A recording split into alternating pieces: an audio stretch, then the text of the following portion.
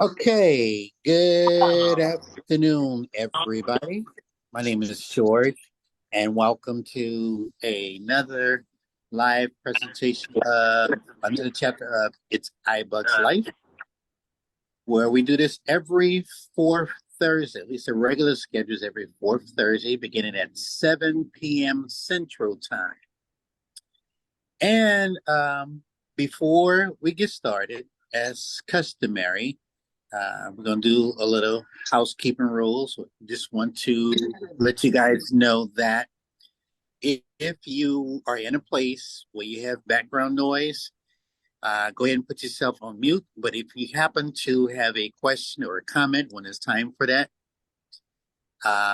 unmute yourself, say your name, and wait to be recognized. And then we will pass the virtual mic over to you to voice your comments.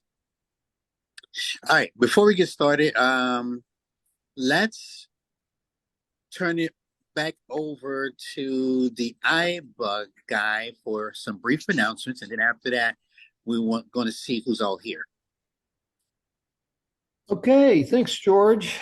Yeah, so we've got a couple of different events coming up here in over the weekend here, starting tomorrow night. Friday is our regular movie night. And so our movie tomorrow will be The Wizard of Oz. Probably most of us have been watching that since we were little kids. And this, actually, for me, it'll be the first time I've ever seen it with audio description. So that'll be kind of a treat. And that will be right here on this very same Zoom line. You can come in starting at 7:15 p.m. Central. And that's when we have our pre-movie social time, playing some Name That Tune song games and telling jokes and just some other general argle-bargle. And then the movie will start around 8. And immediately following the movie, we will have discussion and trivia for the movie. Then on Saturday, we've got our regular iBug Apple workshop. And that begins at 2 p.m. Central, again, right here on this same Zoom conference. And that is where we have our go over some news and rumors in the Apple world over the past month. We'll have maybe a couple of real high-level demos and then some general Q&A during that time. So that's from 2 to 4 p.m. Central. Then what else? Oh, Monday night is our regular iBug Buzz. And that's Monday at 7 p.m. Central. Again, right here on the same Zoom conference. You got here, so you probably know the Zoom conference line. But for other information, you can always go to our website, ibugtoday.org.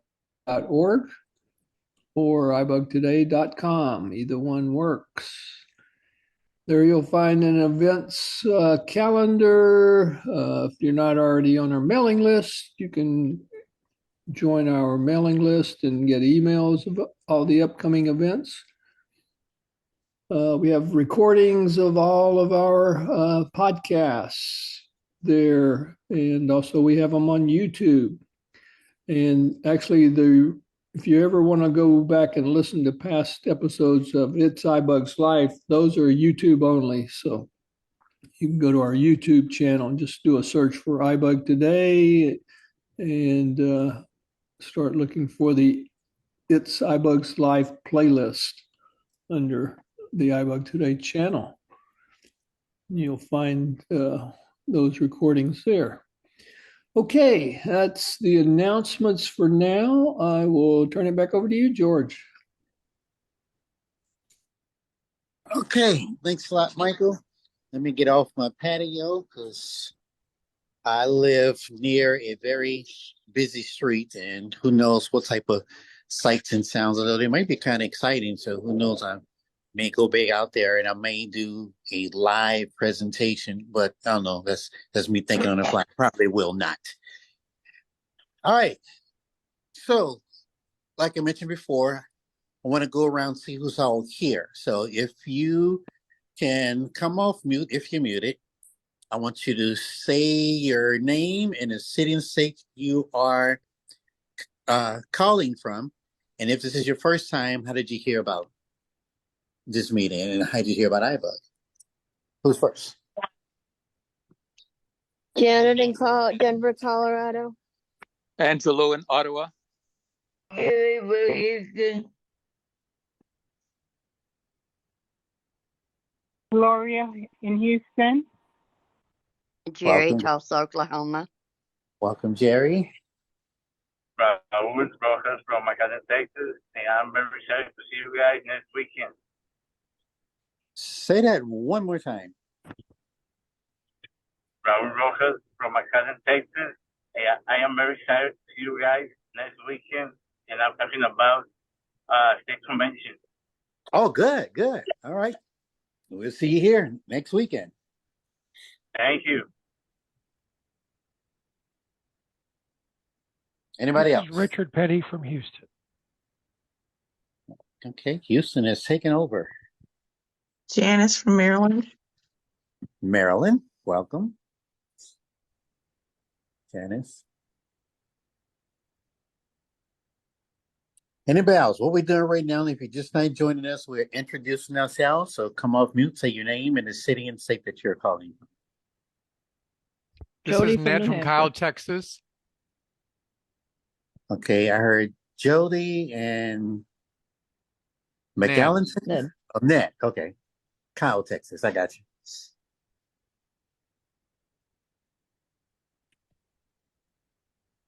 Anybody else? Mary Ellen Earl, Scottsdale, Arizona. Arizona, welcome.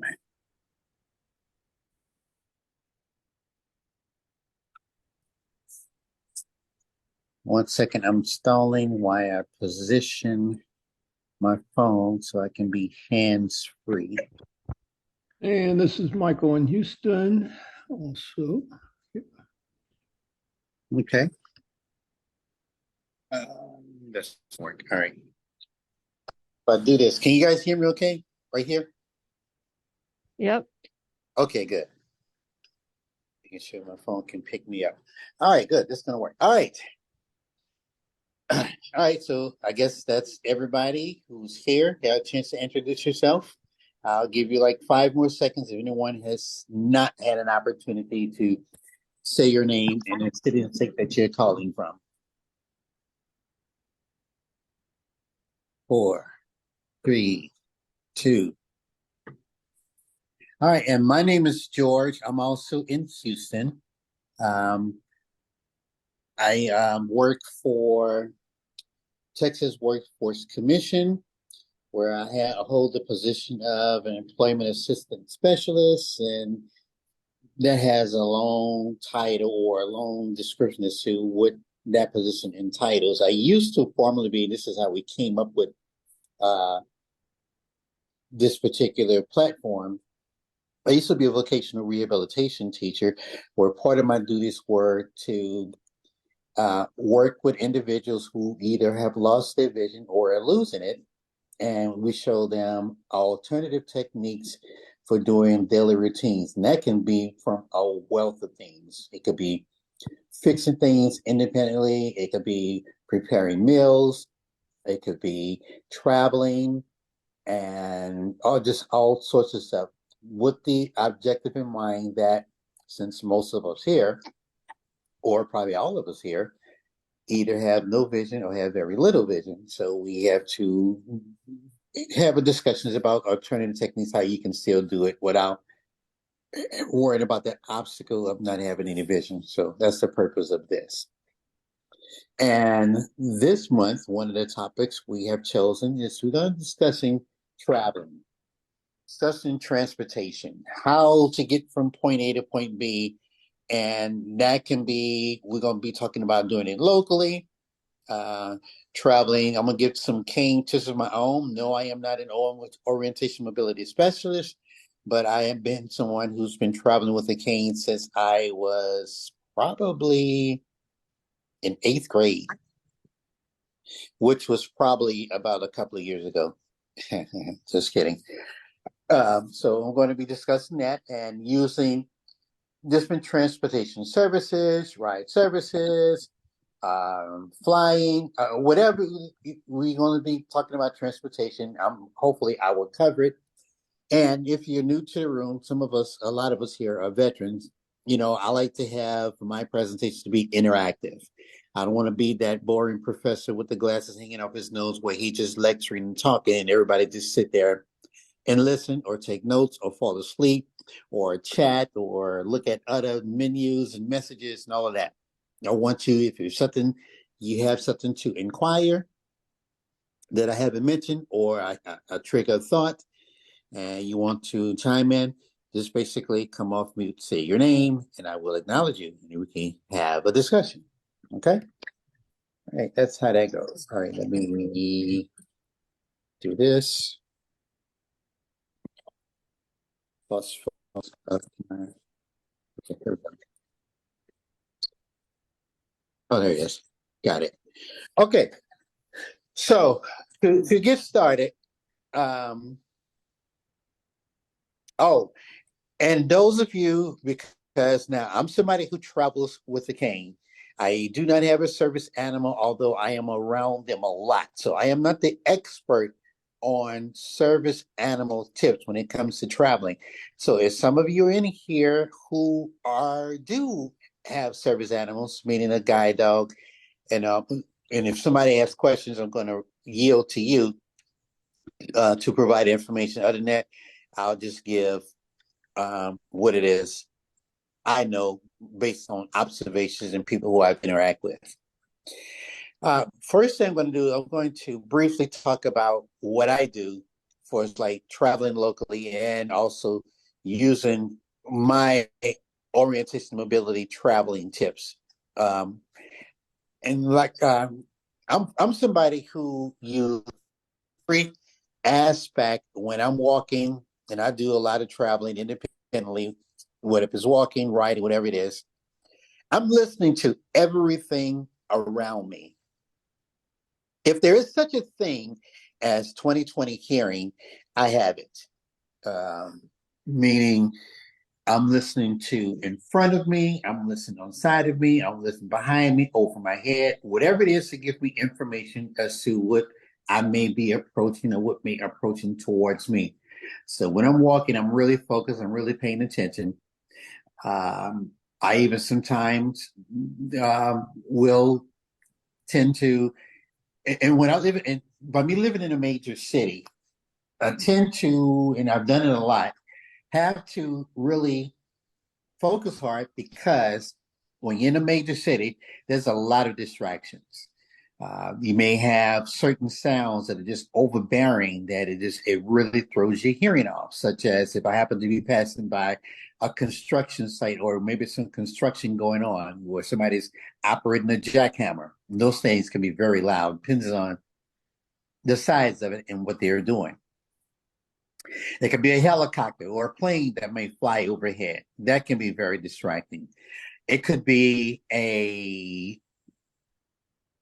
the siren of an emergency vehicle. Those things are very glaring. So when those things do happen, especially if I am approaching an intersection, I stop and let that sound pass by. Hopefully it's going to keep moving. And then I will continue on my regular travel because there are things that you have to really listen for when you are crossing intersections. So that's one thing tip I give to everybody. If you're traveling, if you happen to be traveling independently, and you can do it. I know some of us probably don't venture out as much because we are accustomed to relying on someone to travel with us. But I'm here to let you know that it is possible that you can do it independently. And I try to encourage everybody to do that because that person who you're relying upon to assist you with your travel, there could be a time that you may have to get out and they're not available. They're not in position to, they may be ill. unexpectedly, or their schedule may not be maybe conflict to the time that you want to do something. So if you're traveling with a cane, and when I start learning to walk with the cane that I use, I think when I first started learning, I had a straight cane. I didn't have a folding cane. I don't think I discovered folding canes until I was in college. So that was like about maybe 6, 7, 8 years later, which those things are very convenient to me. I know there are some institutions do not like the folding cane. They come up with reasons that they say that you may lose information in between the connections. Um, I don't know if they have studies to validate that particular information. I think one time I had a very important person in the agency that I worked for, who, when I posed the question similar to that, he mentioned about that they have data to back up the reason why they prefer the straight cane over the folding cane. And since I was fairly new to the agency, I didn't have the gumpture to say, well, where is that data? I like to see it, and I like to prove it, because I have used a straight cane before and I have used a folding cane before. And when a folding cane is not collapsed, to me, it's just one cane. You have all the connections. It's a tight connection, so it's still one cane. But I don't want to really go down that rabbit hole, because that's just something that's not. Since I don't have no data to prove this, will need to go down that way. But this is just what I use, and the reason why I brought that up, because the O&M specialist that I first was training with, she always used to say the phrase "read your cane," and that just means read and feel the vibrations that your cane will be giving you. When your tip is touching the surface, you definitely can tell the difference between what if you're walking on concrete, if walking on grass, even a sidewalk or a street. And what she meant by reading the cane, because there'd be some times that it may touch, when I was first learning, it would touch a crack or maybe some obstacle, and I probably ignore it, which would cause me to almost run into that. So she used to make the thing about read your cane. So I think that's how I developed the sense that I pay attention to everything. I'm listening to everything. And there are certain things that will make a noise, especially if I'm walking around the neighborhood or in my apartment complex where I live at, that there are some permanent landmarks, some sounds that are how you can orientate where you are. The area where my office used to be located at, it was in a particular area that had some office buildings, had a hospital, and there would be a certain sound of an air conditioning unit that would let me know where I am at, to help me to know where I need to get to. So the sounds of different things can give you a hint. An electrical transformer, something that hums, would give me a clue. Just all kind of particular sounds. So I even use permanent landmarks to definitely help me to orientate myself where I'm at. Even when I'm walking around my area, certain cracks are made a certain way. Like, here's a perfect example. The place where I reside at now, I just moved into here about, this is October, almost end of October. I moved in here about the second week of July. So it's a brand new neighborhood, which means I got to go and learn some of these permanent landmarks to help me to get back. If I happen to venture out, if I need to go somewhere, I need to look for things so that when I'm traveling, I know exactly where I'm at based on a permanent landmark that gives me that clue. Now, during the month of July, it was kind of a struggle, because here in Houston, we had a intense heat wave, and which means every single day it was above 105 degrees. And so it took me a while before I really started learning the neighborhood. But when I finally did get out, when it finally cooled off enough, I'll go out the entrance of my apartment complex. And when I get to the sidewalk where the streets are, like I said, I do live on a major street, so I can easily tell when I'm approaching that street. And I know how to use the cane to trail on the right side, following the curve. And when I get to the sidewalk, I was able to find like one particular crack in the sidewalk that gives me a clue where I need to, when I'm coming back, to look for it when I want to turn into the correct driveway. Because this is an intersection that not only has multiple entries into this complex, but there also are some businesses around here. And I need to look for permanent landmarks so I know I'm turning into the right driveway. There is also a particular strip mall where there's a dry cleaners, there's a Shipley Donuts. For those of you who are not in Houston, that's a wonderful place to get donuts. But when I leave that strip area, there's a big hump, like almost a tall hill, that when I approach that particular hill, it it raises up, and that's another clue that let me know, okay, when I pass that big hill, that big lump in the sidewalk, I have two driveways that I need to approach. The first one is going to be, I think, the exit driveway coming out of my complex, but I need to go to the next one because I want to go to the entry.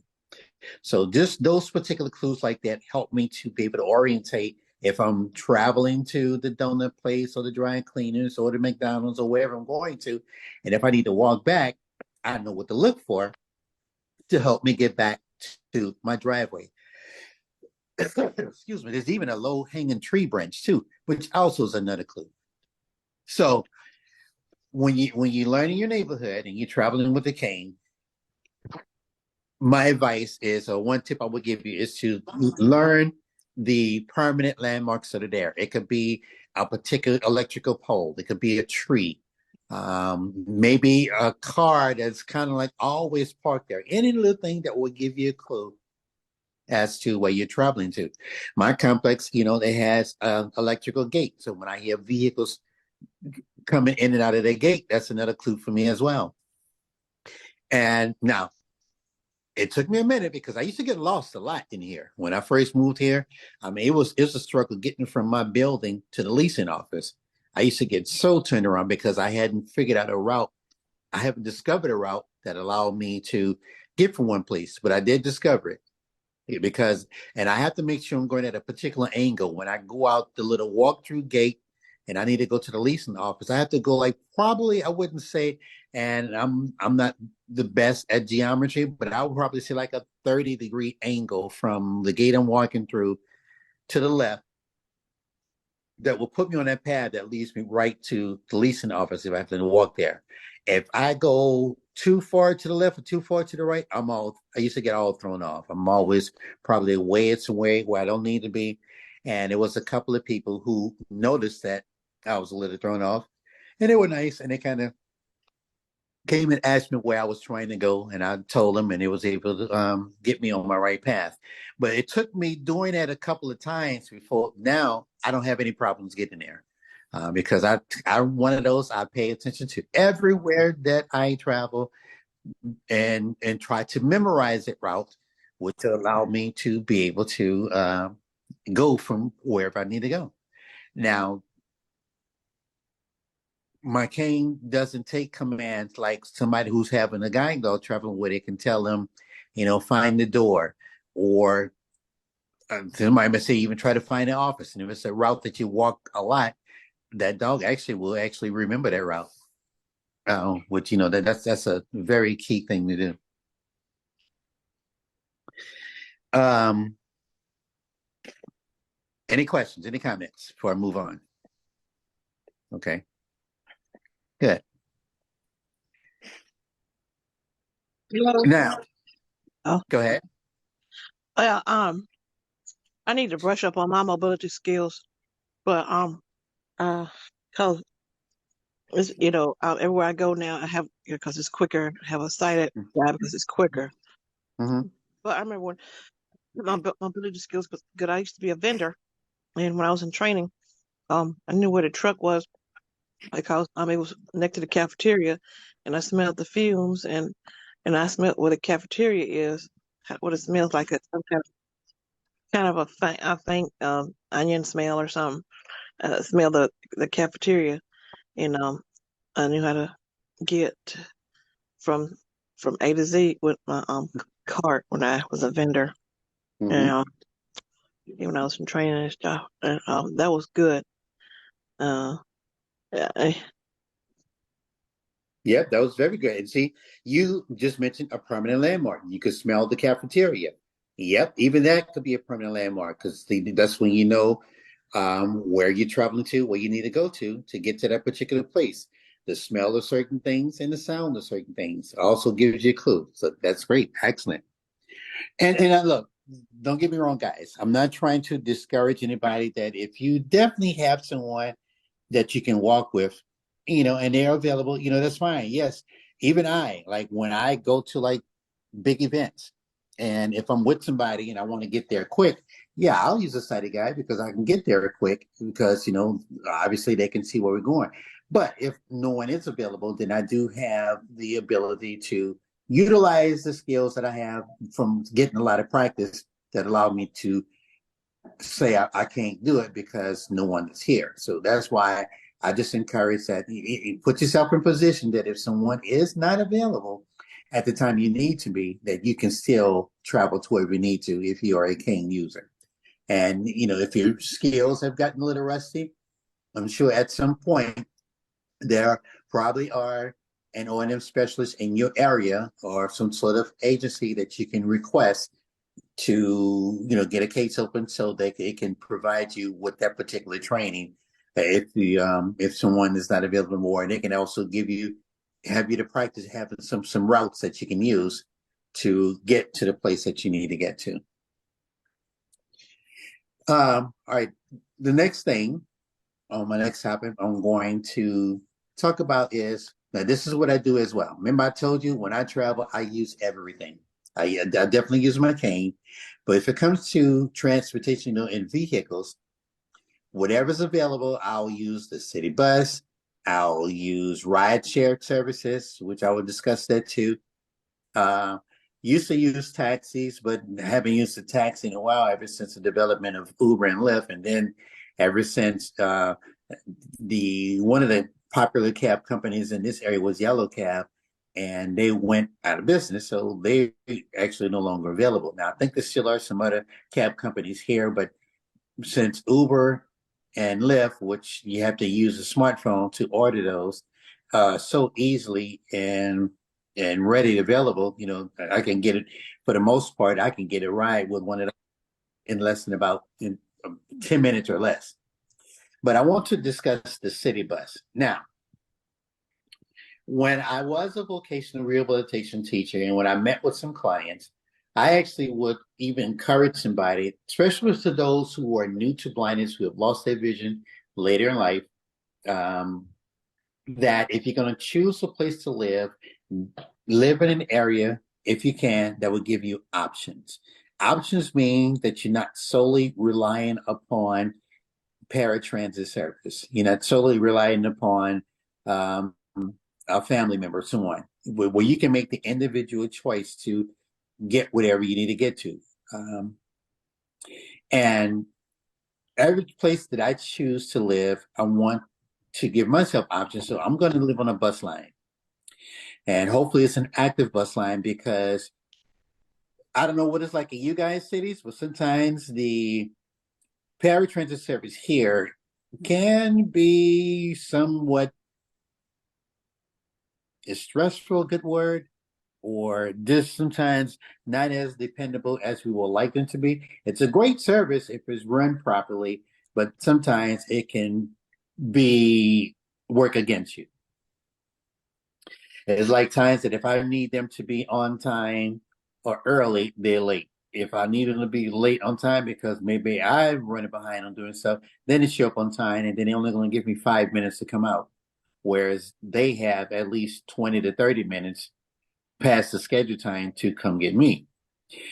So that's why, if I happen to need to get somewhere and I don't want to just rely solely on paratransit. I like the ability that I can go and catch a city bus because they, for the most part, I'll say like 97% of the time are going to be sticking to the actual printed schedule. For example, there's a route here It pass right in front of my complex that runs like every 30 minutes. And then there's another route.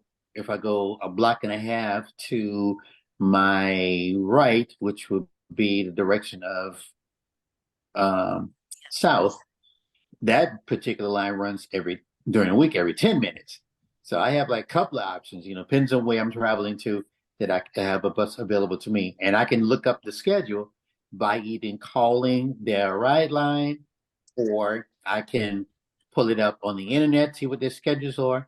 Or there's certain apps. There's an app here called Metro Trip that if I'm near a bus line, it'll tell me how many minutes the next route in either direction will be approaching me, whether it's going to be in 10 minutes, 13 minutes, 12 minutes, stuff like that. So I use that app. Even the routes are available on Google as well. I can pull it up and see the times that way. So that way I can judge when I want to go out to the bus stop, if I'm going to utilize the bus to catch it, and the way I'm not waiting at the stop for a long, long time.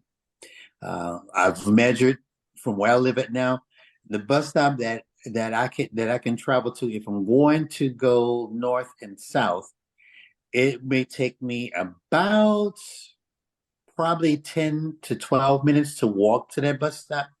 So if a bus is coming at 7:05 Central Time, I'm probably going to leave out my door probably 15 minutes before that, so I don't give myself a long time to wait on the bus. And you guys may discover as I'm doing this presentation, I'm someone who is not a big fan of sitting around for a long time. And we're going to get into that when I start talking about airports. So, and our ride line here is, for the most part, they're pretty good. That if I can give them an address where I'm at, and I can give them an address where I'm traveling to, they will let me know exactly what routes I will need to use to get to that destination. And then they would allow me to ask like probing questions, such as, especially if it's multiple buses. They will let me know the intersection that I'm going to be approaching, where I need to get off at to make my connecting route. They'll let me know exactly the bus that I'm getting off, which street I am going down, and which street I may be approaching, or maybe go backwards to the street behind me, depending on the location of the bus stop. And if I catch the next bus, and they know the address I'm traveling to, once I get to that particular destination, they can let me know if I need to cross one block or 2 blocks to get to my address that I'm traveling to, or where we'll be at. And I'm one of those two that, even though I have gotten that information from them, I'm going to reconfirm it with either the bus driver or other folks who just happen to be passing by, to make sure that everybody is on the same page and I'm not walking around aimlessly because somebody's directions may not have been as meticulous as I need them to be. Now, of course, riding the city bus, if you're not accustomed to it, can be somewhat intimidating. I'm not giving you that information to try to put fear into you, just so that you'll be prepared, especially if you live in a major city. And it depends on the time of the day, because when you're dealing with the public, which means anything can possibly happen. You can have a great experience. I think for the most part, I do have good experiences. And then it could be sometimes the experience could be a little bit unsettling. But that's why, you really pick the time of the day to travel where hopefully you would have to encounter some of those unfortunate situations that could occur in a major city. But when you get on the bus, and if you're not totally familiar with the route, be sure to let the bus driver know to alert you when you get into a particular intersection of the information that you have gotten, and sit near an area where you will be visible to him. Usually here in the U.S., I don't know if we have some people here from out of the U.S., because I know traffic runs a little different in other countries, meaning that it's customary here in the U.S., and most of us here are in the U.S., we drive on the right side of the road. But when you go like out of the country, most of those traffic they drive on the left side of the road. And usually buses, the door to get on and off is on the left side of the vehicle. Whereas here, ours is on the right side. So definitely, yeah, let the driver know where you want to get off at, and for the most part, they will remember to let you know where you request it. And sometimes, because it's a public, they're easily distracted. Someone may also ask some questions, or they may see somebody who's a regular rider daily, and they got some conversation they may get engaged in, which could throw them off to trying to remember where you requested to him to alert you when you get to your particular stop. Again, like if you guys got something to say, just cut me, let me know, say your name and I will acknowledge you. Other than that, I'm just going to keep talking. Hopefully my voice is not too monotonous and boring to you guys, and I'm not putting people to sleep. But anyway, now, I also, if I'm riding this route a lot, just like I use cracks in the sidewalks or hills or whatever it is to give me an indicator when I'm approaching where I need to go to, I also pay attention to the route of the bus as well, pay attention to how many turns they make, railroad tracks that it's crossing. Something that gives me a clue that I'm getting near my stop. I also will time it, that I know exactly how. Basically, if you're looking at the route information, it will give you times that you should be approaching a particular stop. And if you realize that you have ridden long enough that you should be getting close, I will give the driver a reminder. Hey, have you approached this intersection yet? And they'll say, no, we haven't gotten to it yet. I'm gonna let you know. And then it may be an unfortunate where they're like, oh man, I'm so sorry, I forgot, I got distracted. And so then either they will, if the bus driver has great mannerism, they will, especially if it's a street that goes both directions and the bus passes on the street. I've had them, they'll walk me across the street to the stop on the other side, and so that I can get the route going back that direction and let them know that I need to get off this at the particular intersection because that driver didn't remember where he needed to let me off at. Now, that type of strategy is something to use that it allow you to get to where you need to get to. Right? Or at least that's tips you can use to make sure that you're traveling on the bus to get to your destination. Nowadays, a lot of, especially in major cities, a lot of the buses are equipped with what they call automatic announcers, or there is a technical term for it, but that's the only one I can think of right now, where it's hooked up with a satellite that at certain popular major intersections, it will announce that intersection that you are approaching. So that's one tool you can use too to make sure that you are going the right direction or you get near where your destination is. Some give more frequent information than others. For example, here in Houston, if they remember to turn the device on, because sometimes we do have that problem with some drivers, they are controlled by the operator, and some of them will turn it off because they don't like hearing their voice all the time. Some of them will turn it down low, but whenever it's on, it would announce major intersections, not every street. However, when I one time rode the city bus in Dallas, Texas, one of those routes, it was announcing every cross street. Now, the volume will be louder. He had a loud announcement at the major intersections, but for the streets that is passing by, you can still hear it, but it's like at a lower volume that is calling out those streets. I thought that was pretty good because now I'm actually learning streets. And I like the idea that it helps me learn the city. Like if I need to give somebody directions, I can tell them, pinpoint different things that they need to look for, which street they're going to be crossing, how many streets they're going to be crossing, when they need to make the next turn or they get to a particular place. I like to be as well informed as I possibly can. And that information can also be looked up online as well for the most part. Now, when I'm in the city, remember how I told you guys here in Houston that the automatic announcement is controlled by the operator of the bus. Now in Austin, and I think in San Antonio, and I think in Metairie, Louisiana, cities that I've traveled to, where it's not controlled by the operator. It's automatically at a set volume. That it will never get turned off, and is at a loud enough volume that even if there's a lot of conversation on the bus, you can still hear it pretty clearly. And I like the idea that they take that control away from the operators because, some people like me see we need it because sometimes, human error may take place and drivers may forget because they're distracted and forget to let me know where my stop is. Another tool I use when I'm traveling on the bus, I use Google Maps. If I know the 100 block of where I'm traveling to, I will put in the address in Google Maps, the destination where I'm going to, and have that voice part on. So it's giving me updates as I'm traveling that, in 5.3 miles, turn left, or in 3 miles, turn left, something like that.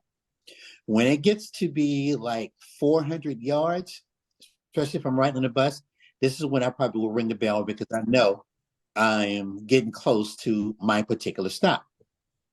And that came from trial and error. Sometimes it may be like 200 yards because mostly in major cities, the bus stops are like every other block or depending on the street, how far apart they are. But when I ride it enough, I will know exactly, I can probably look to see what 100 block I'm traveling to, or based on those directions, if it tell me in 200 yards to 300 yards, turn left, or you'll reach your destination, I'm pressing the button. And that way, that allows me to not have to rely on the bus driver to let me know when I get to my stop. That app, that Google Maps, since it's announcing, I use that to help me to be able to, on my own, in case that driver forgets, I got it. I used to use the Apple Maps, but sometimes the Apple Maps, I don't know if they've improved this since then, but they will be a little off as to telling me exactly where I'm located.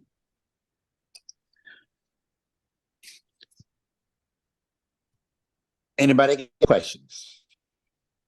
Comments?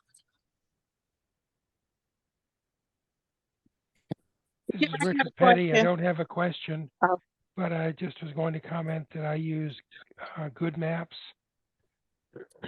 and I find it effective. It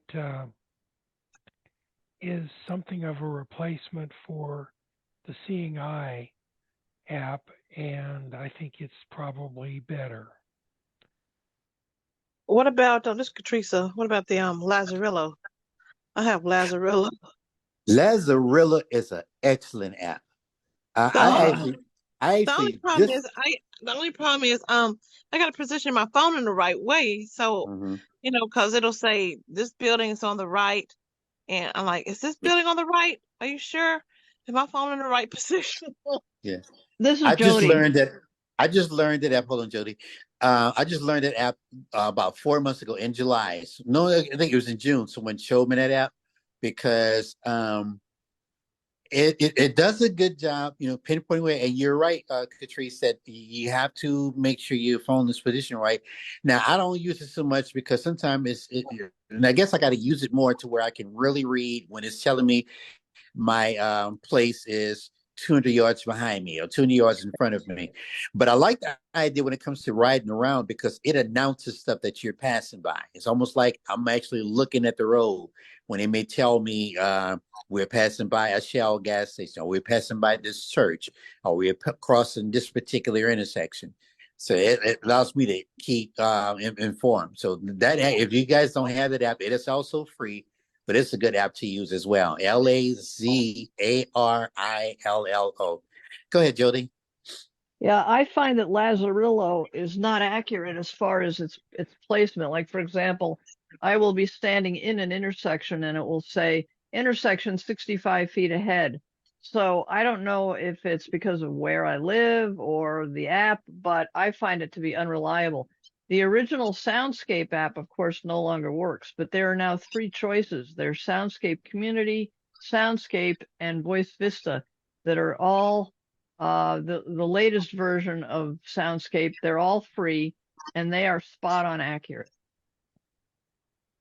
Now, when you talk about the 65 feet and things, that we got to also mirror, because even when people use their GPS, it's not totally pinpointing. Like they may tell you in 200 yards turn left, in 60 yards turn left, when you could be right there. We got to realize those things are up there in the atmosphere, so there's no way. Yeah, this is Jody. Yeah. That's true, and the civilian GPS is 35 feet off anyway, but it seems like the Soundscape app corrects for that. So I can be standing right there at crosswalk, and it will say crosswalk right there, and it's very spot on accurate. So whether you get Soundscape Community, Soundscape, or even Voice Vista, all three of them are, the original Soundscape went open source and it was picked up by three different developers that have all developed it further and have made it available. And again, they're all free too. Voice Vista's developed by MIT, and then the other two, I can't remember the developers, but they're all there. And, they seem to correct for that error. This is Janet. Hey, Janet. I had a quick question for Jody. What's the difference between Soundscape and Soundscape Community? Nothing. They're all just picked up by different developers.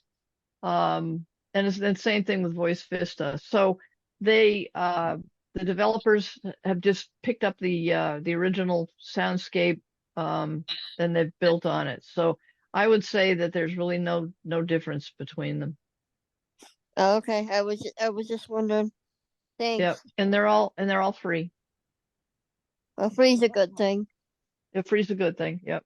And I do know on Good Maps you can set up Uber rides through the app. We're coming to that. I hope so, because I'm about ready to fall asleep. Okay, well, stick with it. That's why engage with it to help you to stay awake. Yeah, I'm coming to it. I'll speed up on all these topics. I'm just in case there's somebody who's ever done that.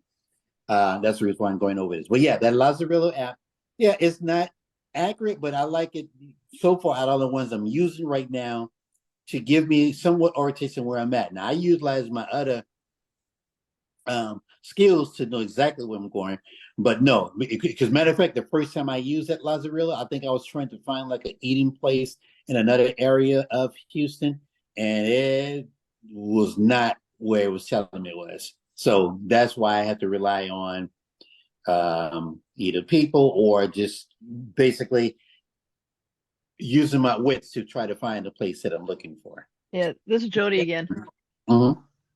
Also, you can set markers and beacons, and you can take all of your markers and put them together into a route on Soundscape. Correct. And of course, it's also got your local points of interest. As you're going down the street, if you're using stereo earbuds, or you still want to be able to be listening to your environment, but it will tell you library on the left, and it'll come in your left ear. Or it will say town hall on your right, and it comes in your right ear. Yeah, using Soundscape. Okay. All right, I'm gonna go grab that app. I don't have that one. Anybody got any other questions or comments about the buses before I move on? Okay. All right. Okay. Next up, yeah, I'm going to talk a little bit about ride services. Now, ride services, when they work good, they are wonderful. And utilizing them is not a big problem at all. Whether it's Uber, whether it's Lyft, those are the main two that I know about and use. I know there are some other ones that I've been discovering that are set up, in certain markets and for certain classes of people like the elderly or whatever. But they are definitely very accessible, and Now, here's what I do. If I'm going to use it ride services, such as, and I'm talking about Uber and Lyft. Once I put in my address, and I'm one of those, I don't dictate, I don't use dictation. I know a lot of us probably do use dictation to put in the address. I actually type it in. And that's just my preference because for whatever reason, my phone always wants to change things that I say. And I know I didn't say that. So instead of me arguing with it, I'm going to go ahead and type it in there. And I like the idea that if you have gone to a particular address multiple times, it saves it so that like when you open it up, and if you're going to a destination you travel to a lot, you can actually swipe to the right and maybe 3 or 4 of those addresses will be there. But if you have to enter a new one, then you just go to the edit field and type that in. Now, what I do is when I book the ride, first of all, before I go forward, before I get too far, is there anybody in here, especially if you're new to this, have never heard of ride service such as Uber and Lyft? Is anybody this is brand new to? I don't want to make the assumption that everybody know what that is. I've heard it, but I never wrote it. Never rode it? Okay. What city are you in? Selma, Alabama. Selma, Alabama. Alabama. Okay. Is that one of the major cities in Alabama, or is it a small town? Small town. Okay. It may not be available, then it may be. It'll let you know if it's not, though, because some small towns that they have like people who do decide to work that app, they will cover multiple small towns, so that way it would be available for those who are in the small towns. For example, when I was in Jefferson City, Missouri, when I was visiting my daughter when she was in college up there, Uber and Lyft was there, but they didn't only cover Jefferson City. They would go into Columbia, Missouri, which was the college town where the University of Missouri is at, or Mizzou they call it. So that means that you can order a ride. Depends on the time of day. Who have people who are providing services to those areas will determine how quickly you're able to get a ride. So, but I would say download it. It doesn't cost anything to have the app and just see if it's there. Because they will travel, and it depends on the person who's driving. That's some people, that's their only livelihood. They don't work a regular 9 to 5, so to speak. So they'll just do the driving.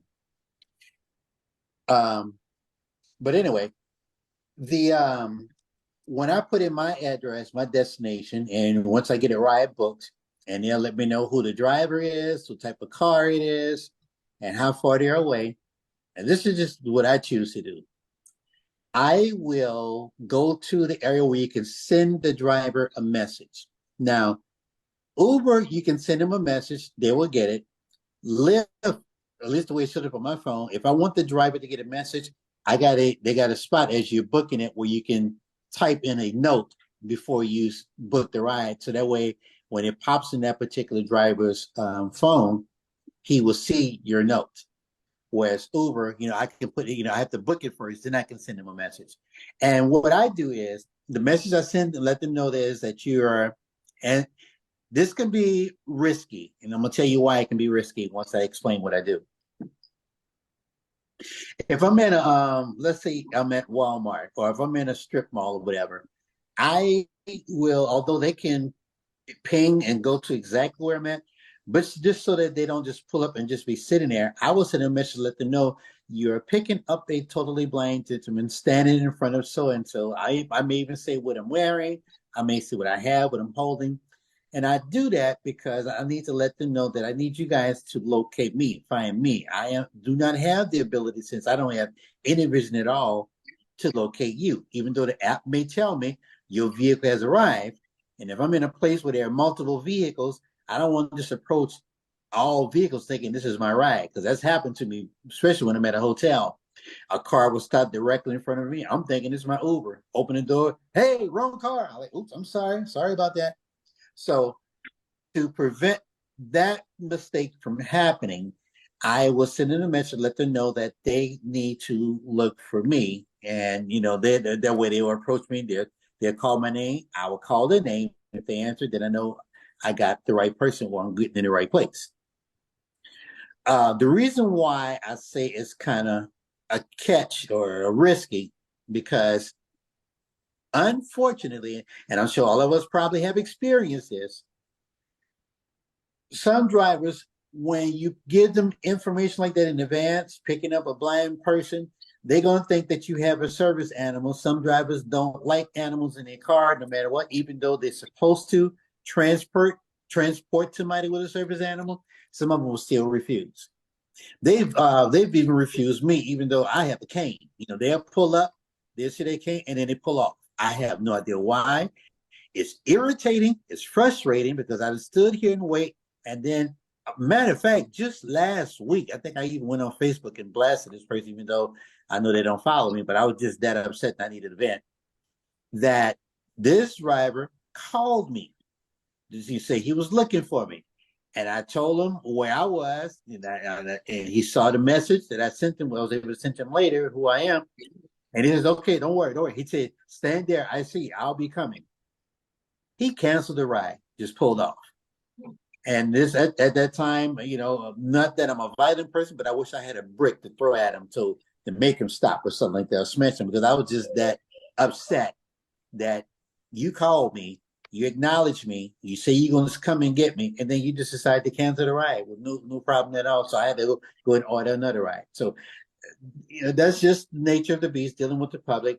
Some people just want to be evil like that, or be I don't know, they think blindness is contagious. I don't know what it is. There's no valid or logical explanation for it, but some drivers will just cancel rides, and some of them thinking that they don't want the animal in the car. I think one time, I booked a ride and I had someone with me who had a service animal, and he told him, oh no, you can't have the dog in the car. And they just say, oh yes you do, this is a service animal, and let him know that don't worry, it's not going to move, it's not going to do anything, it's going to stay in one spot. So, he couldn't refuse it.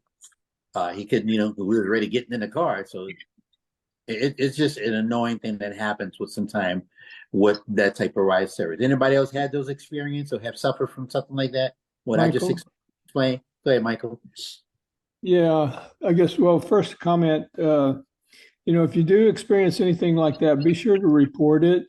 And both Uber management and Lyft have indicated that those drivers will no longer be part of their service if they do that, because they all know that that's against the policy to do that. Absolutely. So be sure to report it.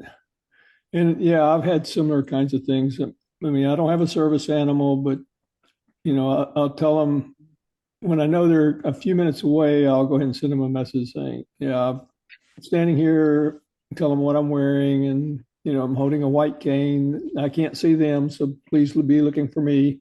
If it's in an area where it could be kind of difficult to find me, I'll do that. If it's just right in front of my house and I'm the only one there, then it's pretty easy. But correct.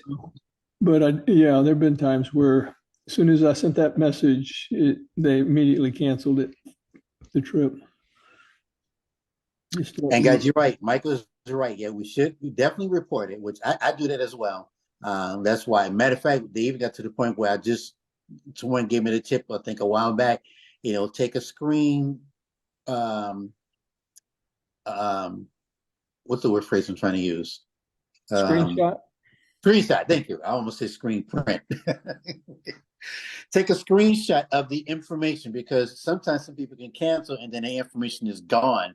And you miss that opportunity. But when you do a screenshot, it's there. And that way we can send that to Uber and Lyft to report that. And yeah, they will suspend their subscription. Now, I had one incident too where I actually, again, I use a cane, where this guy was picking me up and he wanted to take my cane and put it in his trunk. I said, sir, no, there's no need to do that. He said, sir, I don't want your cane scratching up my car. I said, it's not going to scratch it up. I'm going to fold it up. And for that little 10-second exchange, he said, well, look, I'll tell you what, once you go ahead and get you another ride, because I don't need to go through this frustration for a little part-time job. And so I was able to have his name, since he showed up, had his make him out of his car. I actually, was able to found on my bank statement a toll-free number to call for Uber and talk to a live person. And yeah, they did suspend his subscription right there. He had to call in in order to get it reactivated if he wanted to do it. And I don't know exactly what happened to him later or if he's still doing it, but that just was extremely annoying, irritating, and just the kind of ignorant, to be blunt about it, that he wanted to put my cane in his trunk. That's crazy. Okay. Any other questions or comments regarding rideshare? This is Richard Petty. Hey, Richard. I've had denials of service Mm-hmm. because of using a service animal, a guide dog. Mm-hmm. And I have become to believe that there are some cultural issues for some people from other cultures who revile people who are blind. And in their own cultures, they avoid people who are blind. They superstitiously believe that being around us is can cause them to be blind or cause them to suffer terrible things. And it's just it's a horrible superstition.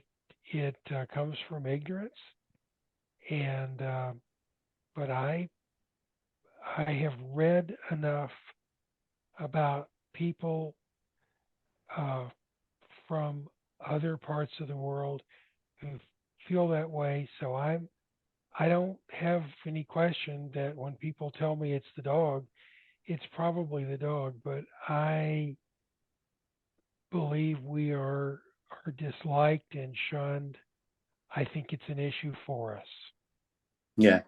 Now, here's the thing. Like, you're talking about superstition. I mean, superstition, and it's a shame that folks are that tied into it, but it's not real. I mean, there's a big superstition we hear about a lot, almost like at least 4 times throughout the year about Friday the 13th. Bad luck, bad things gonna happen. And yeah, but it's quite tons real of people. it's quite real when we lose rides because. Mm-hmm. Yeah, quite. The world still goes on. Friday the 13th had fallen the Friday before, and we're still keep moving. But um, that's them. It's just an important. I figure if you're that superstition, this is just my opinion.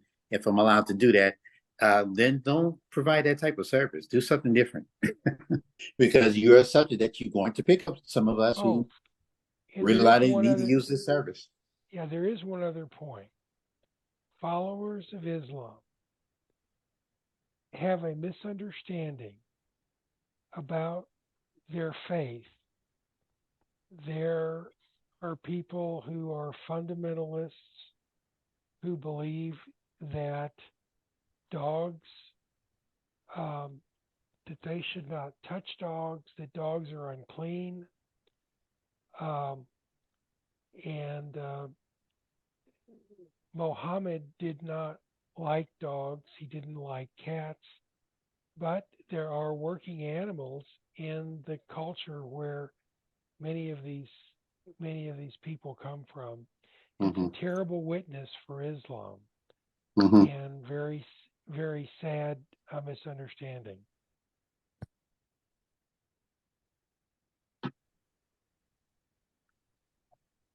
Okay, 1 second. I am looking for my portable charger because my phone is about to die. It's Mary Ellen. Go ahead, Mary Ellen. Thank you.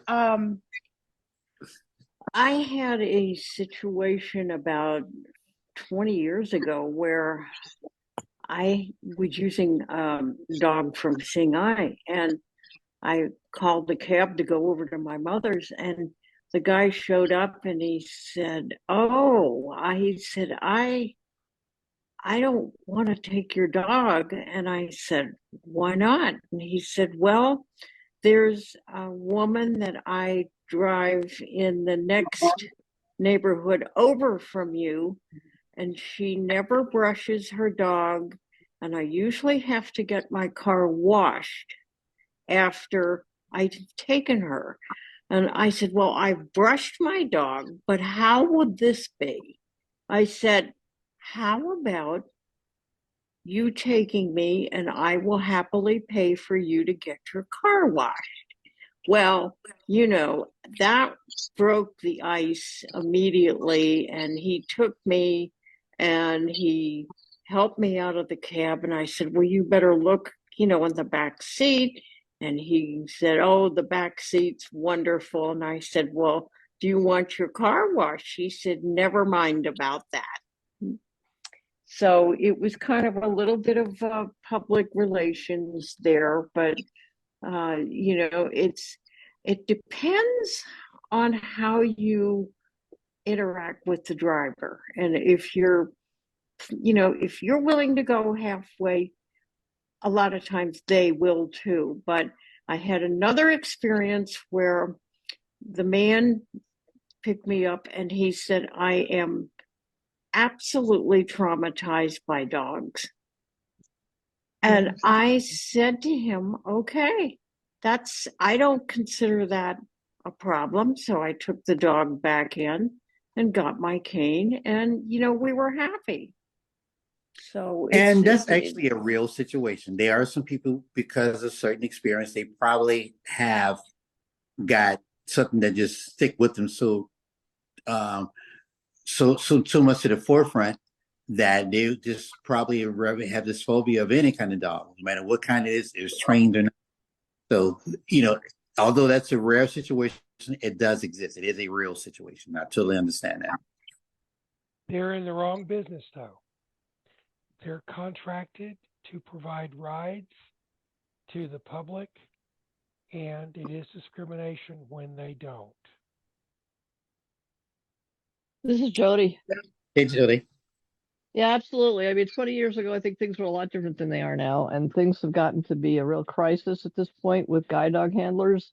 Mm-hmm. And you might also find that your dog might be totally immaculately clean, but you might get home and discover that they've added a $150 cleaning charge to your account. So you have to be really careful if you do have a service dog, because they still might try to get away with charging you for cleanup fees. So yeah, it's a real problem now. It's being dealt with by the national organizations, but there's a big impasse because they say they care, they say they'll do something about it, and then things just keep going on, and that's a whole different subject. Yeah, well, it's Mary Ellen. This is why I don't have a dog anymore, because it's too much hassle. Yes, I don't want the hassle. I'm 75 years old. I don't need that extra hassle. Yeah, this is Jody. There are a lot of people that feel that way now, especially now that you need paperwork to fly, and the hassles have increased over time, not decreased, and it's gotten much more difficult to travel with a guide dog than it used to be, and a lot of people are making that decision for that very same reason. And it's a shame. It's a real shame. Yeah, it's a choice, and unfortunately, you're right. There are people who are a little lax on the upkeep, the grooming of their service animal. And you're right. A lot of the national organizations, they do address that. They do provide information. They provide tips on it. And, it's up to that individual to accept and practice those good tips to make it look good. But unfortunately, they got enough of them out there who just don't practice, don't do it. That just leaves a bad mark, because unfortunate situations last longer in someone's memory than great information and great experiences. This is Jody. I wasn't referring to the guide dog handlers keeping their dogs clean. I was referring to the fact that it's got to be a real crisis with Uber and Lyft saying that they care about the situation, but like Richard said, they have contracted to transport service dogs by not doing so, regardless of whether they have fears or whatever. Right. They still have to transport service dogs. But that's a whole different subject. We could go on about that forever. It's Mary Ellen, and also the airlines. The last time I was on a plane with Yeah. a dog, I actually took the extra step of going to my vet and getting a travel certificate. And she was very surprised. And I said, no, I'm doing this just in case. Because seeing I had just sent something out about, all this stuff that they were talking about doing, but then my dog died 6 weeks later, so I didn't have to deal with it. Oh, they're doing it now. The airlines require forms to be filled out. You don't have to bring it to the vet, but they do have form. Each airline has their own form you have to fill out, and it's just gotten that much more difficult. Michael? Okay. Go ahead, Michael. Hey, George. I know we're a little bit over halfway. I thought maybe there have been a few people that have joined us. Maybe just take a little break here and allow people that joined us after the first go round of introductions to introduce themselves. Yeah, let's do that. Let me go get some water. So anybody who's joined us after the introduction, if you joined us late, go ahead and come off mute, say your name and the city and state you're calling from.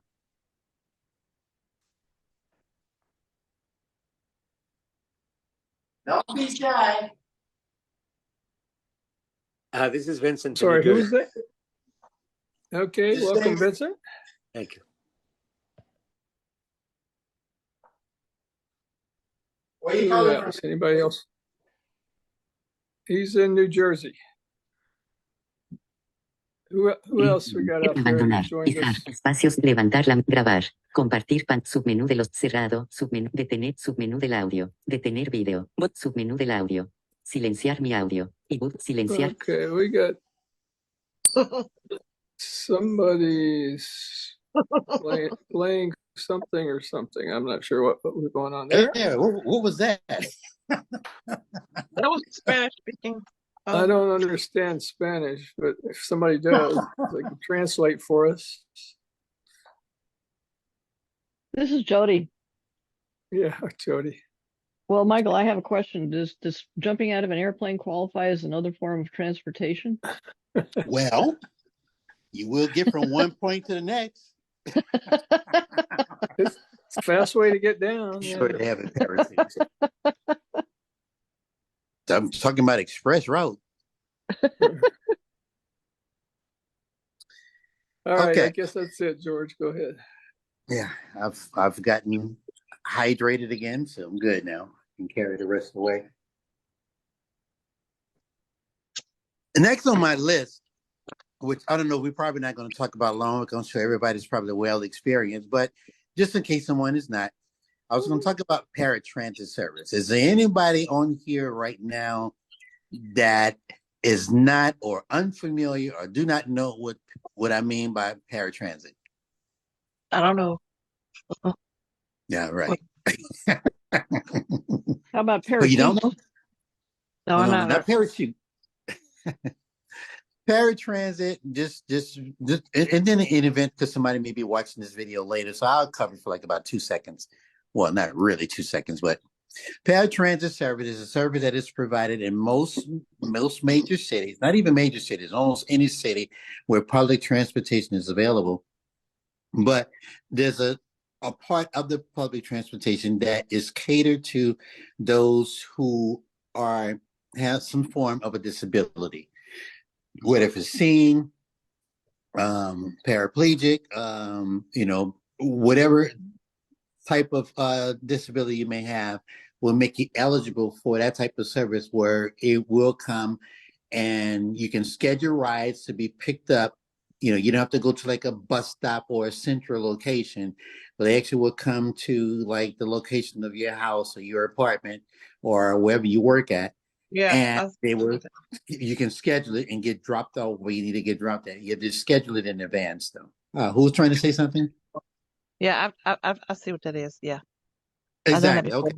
Oh yeah. Are you the one that's in Alabama? Yeah. Okay. Do they have that there? Like certain medical insurance companies. But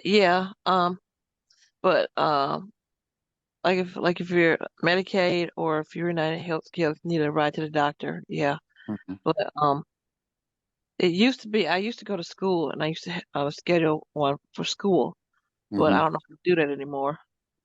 Right. Okay.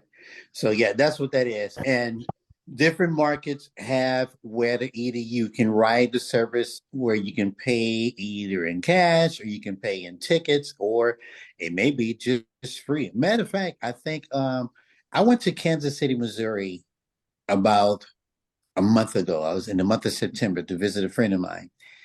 And ever since the pandemic, when it was all shelter in place, a lot of places all over the country were providing free rides, whether it's paratransit, whether it's the regular bus system, or whatever it is. And now that we've kind of have opened up, well, not kind of, we have fully opened up, that one particular major city is still providing free service to those who want to use it. So I thought that was interesting that even though we have opened back up, what, about a year and a half now, but they're still, and I don't know how they must have got a whole lot of grants, but they are still providing, especially for the paratransit part of it, even on the city bus, people can ride for free. And that's in Kansas City, Missouri. I don't know about Kansas City, Kansas, but it was like that. I thought that was quite interesting. And I guess the only thing I was going to point out when it comes to paratransit, that even though you may have this service available in your market, and if you're traveling someplace out of town, especially if you can also check what that particular area you're traveling to see if they have that kind of service available. And what you can do is get a temporary certification to utilize the service wherever you're traveling to, which would allow you to be able to probably save a little change or even schedule rides if you don't have someone to transport you or pick you up from whatever method of depot that you have traveled to. So just to point that little point out there as well, that if you call in advance enough and get your eligibility faxed over to the city you're going to be at, they can get you a temporary certification. That way you can also be able to schedule trips wherever you're traveling to. Which I do depends on how long I'm going to be there. I do utilize this service from time to time. Any thoughts or comments on paratransit? This is Ned. Hey, Ned. Yes, I'm in near Austin, Texas, and I think in Austin, the last time I heard that there you have to demonstrate that you're not able to use the regular bus routes or bus lines to be eligible for the paratransit. That I think you go into their main office and you go through a screening process, and if you're not able to, get on the bus, get off the bus, uh, then that paratransit is available to you. That was the last that I heard about Austin. So I don't know if that's like that in other cities uh, in the United States. That you have to go through an extra level of screening to get eligible for the This is paratransit. Janet from Colorado. Go ahead, Janet. Here in Denver, Denver Metro, I should say, you have to fill out forms and you have to go in and demonstrate things to them that you need the paratransit service here as well. Our paratransit service, um, has a thing. They've connected with Uber and Lyft, and you can get a free ride up to 25 miles away or 20 miles away. If you're connected through your paratransit, which is kind of cool. And this last Yeah. summer they had were all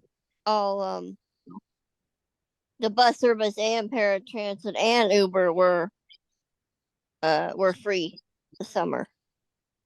I think they got something like that in the East Coast too, because I think I've met some people on Clubhouse, which is that social media, which is Vocal. If you guys haven't heard of Yep. it, yeah, Yep. you guys are, yeah, because does some presentations on there.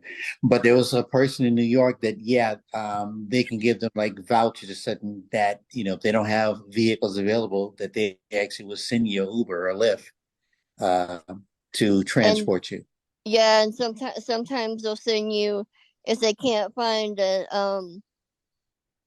for paratransit if they can't, if all their buses are busy, they'll send you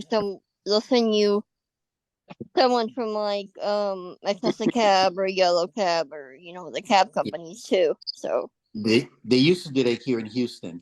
That if they don't have any vehicles available at the time of the day you need one, then yeah, they'll send you your trip over to Yellow Cab, which a lot of us here in Houston, when we experienced it, we thought that was great because that means, as you know, like paratransit, since you're sharing a ride, when you get in the cab, you got a straight trip. yep, exactly, yep. They used to have Yellow Cab in Lincoln, Nebraska too. But anyway, I was gonna say something else, but I can't remember what it was, so I'll go Okay, back on mute. it may come back to you.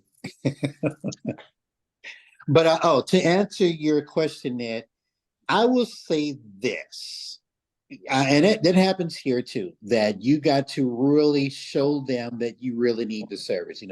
We have an application that you will fill out where they got all these questions on it. It's like 4 pages long, and once you complete that application, depends on if you know how to answer it in a way that allows you to get on the service.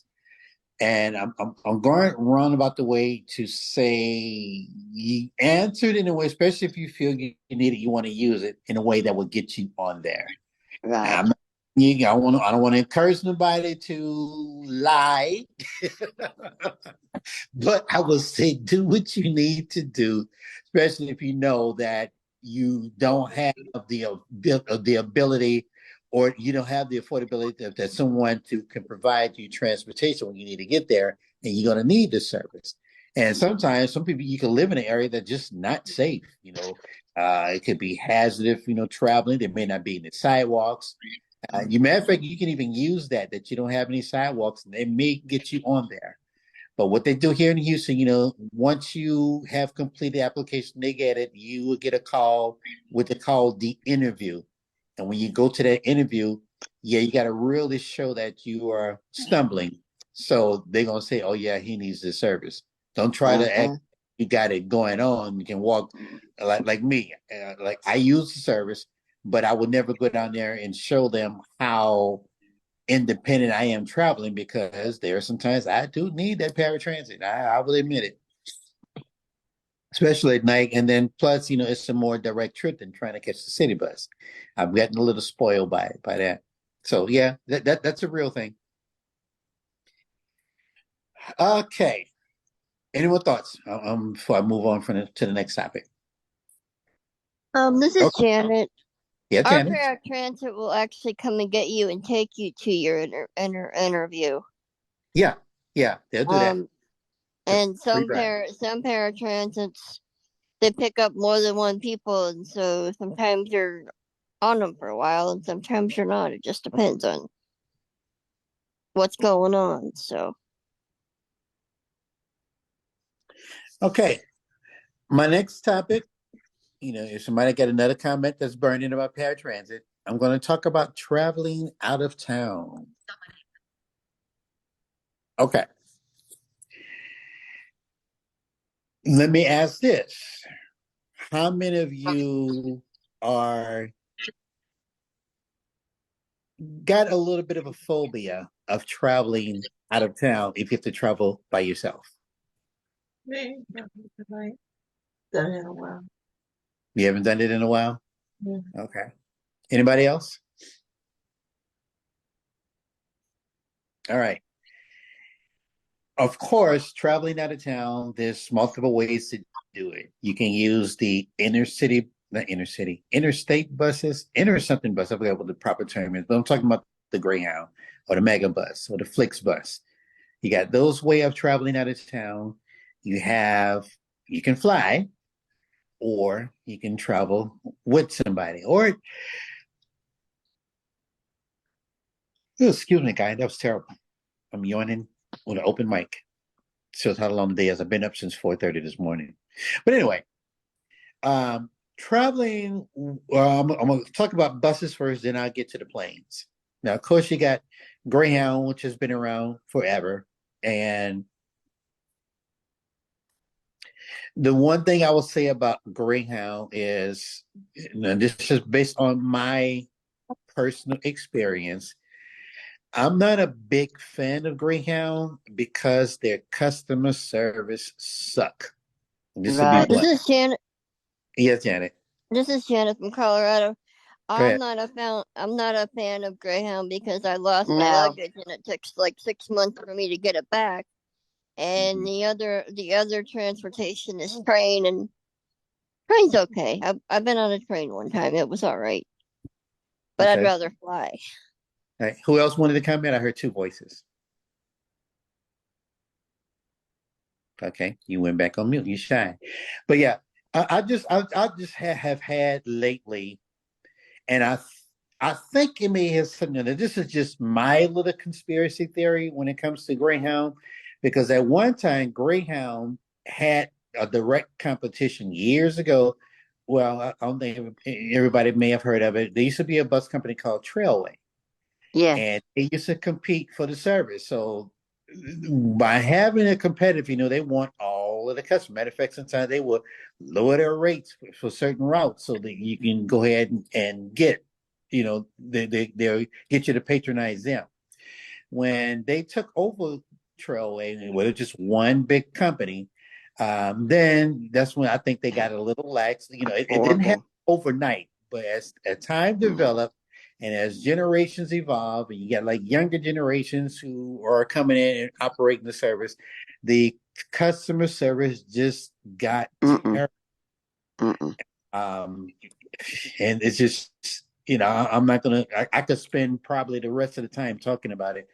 And This so, is Jerry. you go ahead, Jerry. Yeah, we've had some horror stories about Greyhound, and I used to when I was younger. I mean, we would ride Greyhound and Continental, or Continental Trailways. We would ride them by ourselves from the School for the Blind to the city and where we lived. So we were on the bus at like 9 and 10-year-olds, by ourselves. Of course, this was, I'm 65, so that's a long time ago. But the bus drivers were much safer, much more accountable, and so it was great. But yes, just like you said, when they took over and became one big company, I mean, they stink to high heaven now. My son lived in Norman, and he would try to take a Greyhound because he is also legally blind, and so he would try to take a Greyhound from Norman to Tulsa to see me. Every single time, I am not kidding. Every single time when he would catch an Uber to the Oklahoma City Greyhound, there was always a delay. There was always a fight in the bus station. Everything was filthy, dirty. He would get on the bus. It takes forever because it's not just, a straight shot anymore.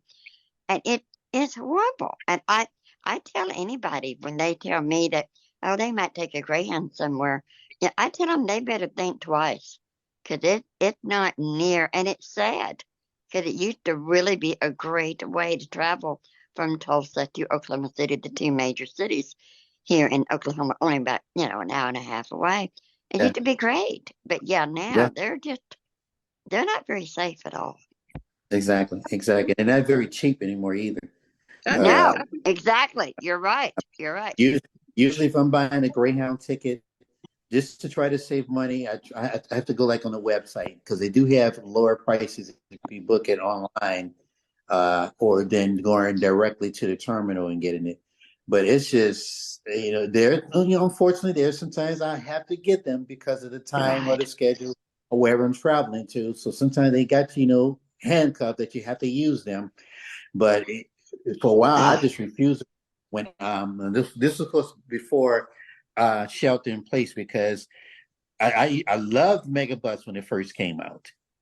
Megabus is probably still good, but right now they don't have nearly as many routes as they used to have. They never recovered from the pandemic to me because their prices are not nearly as low as they used to. And it just don't have that many routes available that I used to take. For example, I used to could go from Houston to New Orleans. I'm originally from Louisiana. And on Mega, they had always at least 3 or 4 choices I could use, depends on the time of the day, to take one of those routes. Now they Right. only have one. You got Yeah. one choice. Yeah. Usually at a time, I Mm. can't get it, and then ticket prices are not that low. Hopefully, they will recover and we'll come back to that because I like that they have more direct routes That's not good. So and they what? were more comfortable. And they had Wi-Fi. Sprint has Wi-Fi now. Um, Because he the had Flixbus I used to What is like. that? Flix is it's another bus company that came out and kind of did just like what Mega did. When Mega Bus first started, they had like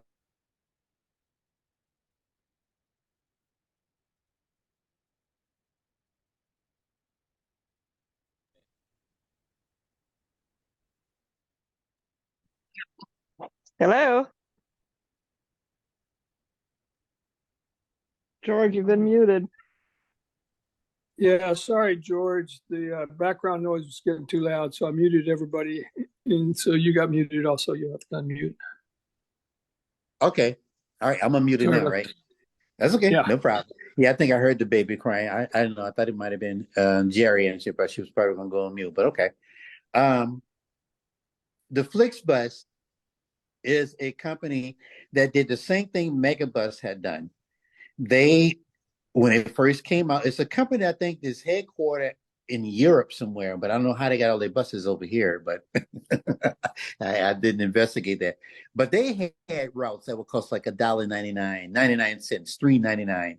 Of course, eventually they started creeping back up, especially after the pandemic. But now, Flixbus is now run by Greyhound. So, although Flix still kept their routes and they still have their spots where they will pick up and unload at, which means you can still get some straight trips. The thing about Flix is a little unnerving in a way because in certain towns, I mean, you could be just like be on the side of the road, and unless and then the signs to identify this is a Flixbus stop is very small. It's like a little green sign, and sometimes some folks, even folks who are 2020, they almost don't see it.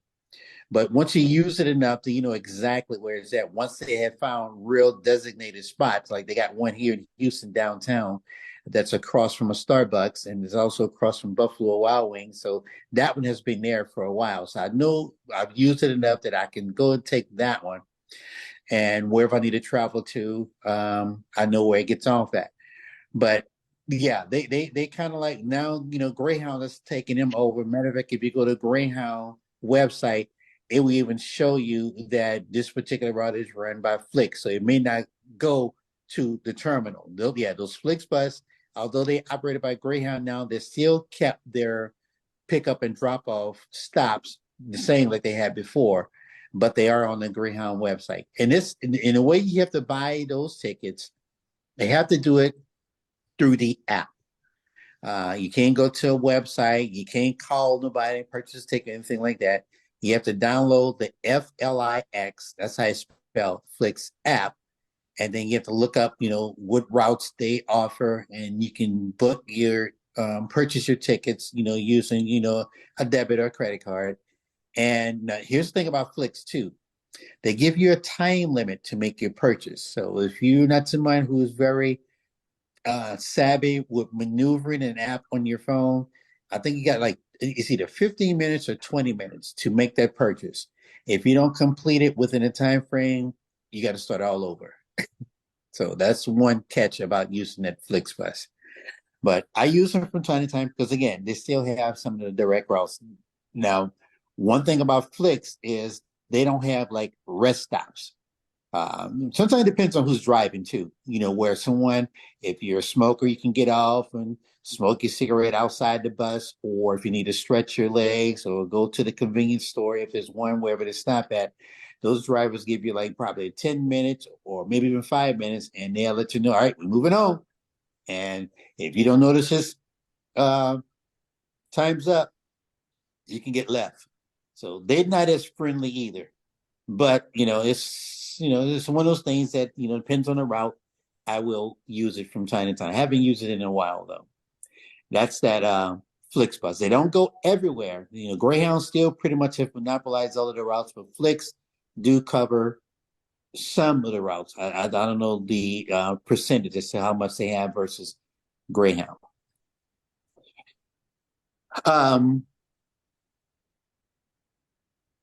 Now, let's talk about flying using airlines. Um, One second.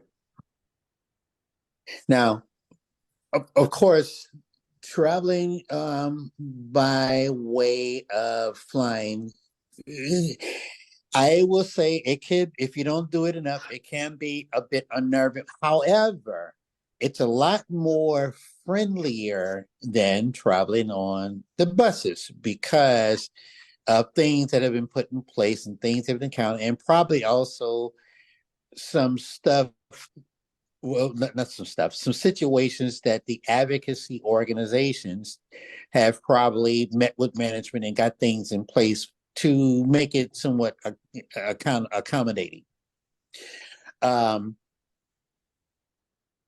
Usually, if you're going to the airport, especially like again, I travel by myself, but if you travel with somebody, that's fine too.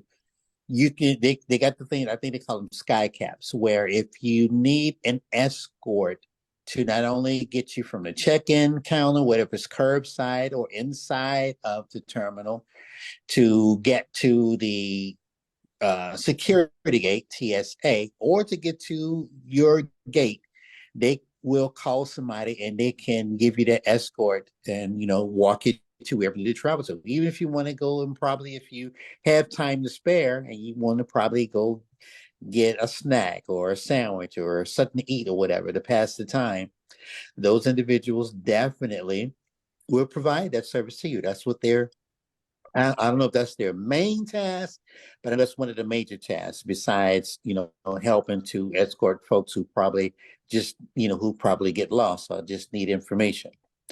Now, you may hear them say over the walkie when they're requesting somebody, you need a wheelchair assist. Now, that's sometimes depends on the persona of the individual. Some will try to be insisting that you sit in this wheelchair, but I'm one of those. I refuse because I do not need to.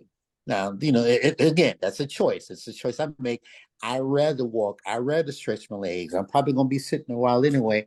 I just don't, I don't, you save that wheelchair for somebody who really needs it. That's how the feeling that I have. So I just don't use it, but I just know that's what they call it. And for the most part, from my experience, when I tell them no, I do not need the wheelchair, they'll say, okay. Then they say, are you sure? Yes, I'm sure. I'm standing here with two good legs that I've been blessed with. So yeah, let's go. So that's one thing that will relieve that tension if you happen to, be fortunate to fly it somewhere, that there's always assistance available that you can request. Even when you make your reservations, you actually can put that information in advance. So when you show up to the airport, they will already have it in the system that when you purchase your ticket, they can get somebody ready to escort you where they need to go. And if you have connecting flights, like if you have a layover somewhere, there would be somebody when that plane lands and you exit the plane, will be there to assist you to get to your next gate or get to your next plane. So that'll work out well. Due to the services like Ira and Be My Eyes, I like using that. Well, two reasons. One, in a lot of the airports, not all of them, but in a lot of the airports, the service has been geofenced, where they got in there that it'll register where you're located at, and that way it will not go against your minutes. For those of you who probably are Iris subscribers or users, it'll tell you to it in the app that this is you see where you're located at. This is you have. It used to be unlimited amount of minutes that you can use as long as you're in that airport. Now they do it in 30-minute intervals.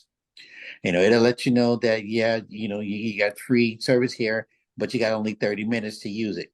Now I had an agent who really was helpful because I think when I had a long layover, so I was traveling, and then I had to, since this particular time, they told me I was going to have 25-minute wait for a sky cap to come. I said, no, no, no, I'll find it. And so I called one of the agents. And so I did use up a lot of minutes, but she told me if we're going to disconnect and if you call right back, I'll get you. That way you have another 30 minutes. So that's the way you can still use the system for a little longer than that.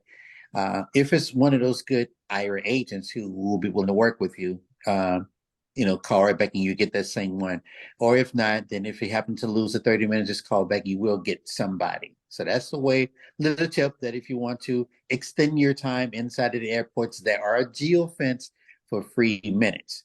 Again, remember, not all of the airports do it. Like, we're fortunate that both of them here in Houston, we have two major airports. They provide free IRA minutes. But if you go to Washington, D.C., this is one city I'm thinking of, those airports are not equipped with free IRA minutes. Austin, Texas airport is, Dallas Love Field is, I think DFW is not.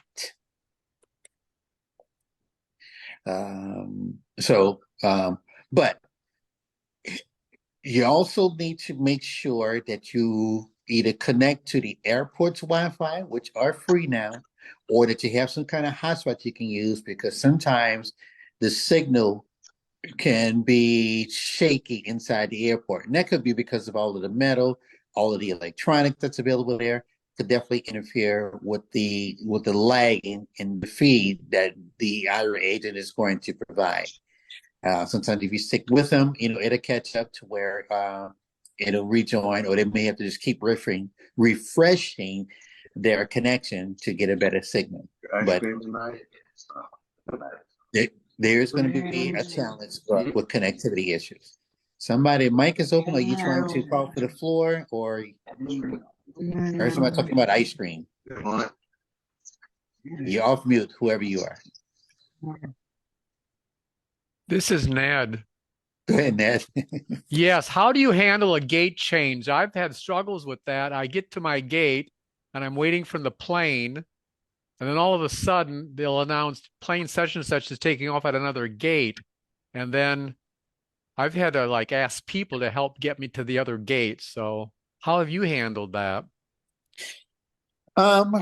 And yeah, I actually have experienced that before. And sometimes it depends on the airline where it can be, they'll be very accommodating. Just like, well, let me answer your question first before I go on that tangent, what I was about to describe a particular experience. What I do is, if they announce, if they're courteous, depends on the airline, they announce that your gate has changed because of whatever reason. Try to, for the most part, usually you're seated in an area. If they realize that you're someone with a visually impairment, they're probably going to try to seat you near the front so that the airport staff or the airline staff can see you and maybe escort you to walk down the jet lag if you want to, or provide information. So I will stand up, listen to the conversation, go to them, and let them know that you're going to need some assistance to go to the next gate. Asking people, I've done that before. Sometimes some people just offer. I've had people just walk up to me and say, do you need assistance? Because I'm on that plane too. Go to the next gate. And I will accept the assistance because I'm trying to travel as convenient as possible. And then I've also have done the thing too, because for the most part, to me, airports are pretty easy to maneuver.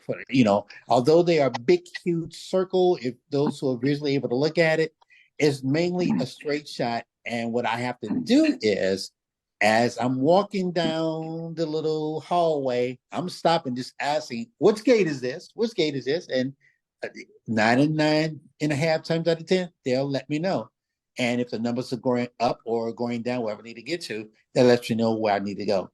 But to make it real easy, I would say just try to definitely ask for, make your way to the ticket, the desk agent, so that they can either get someone to walk you to the next gate, or they are called for one of those sky caps to escort you there. Hopefully, there's enough time that you can make it, because I know sometimes that stuff will get announced at the last minute. Now, This is Vin. I'm sorry. go ahead, Vincent. Go ahead. Yeah, what I was going to say is that, well, I always give myself extra time. Where I live in New Jersey, I don't have access to paratransit because I live more than 3 miles from any stop, from any route of the paratransit system. So I'm not eligible for that. And the other option that I have is Ride Provide, but I have to allow an hour and a half, a leeway for them to pick me up. So that would mean that I would have to. It would take me sometimes to get to the airport, about 6 hours if I were to use that service. So what I normally use is I take either Uber or a local taxi service that is very helpful. They already know me well here, to go to the train station, and then from the train station I take either Amtrak or New Jersey Transit to the airport. The only problem using Amtrak announces the stops, but many times New Jersey Transit doesn't. Some of the cars have electronic devices that automatically announce the stops, but some of the sound systems in the cars don't work. And sometimes either the conductors don't advise you about the stops, or else the system is so bad that you cannot understand what they are saying. I know, where I know that from where I live, I know that the first time that the doors open on the left side, that's the stop for Newark Airport.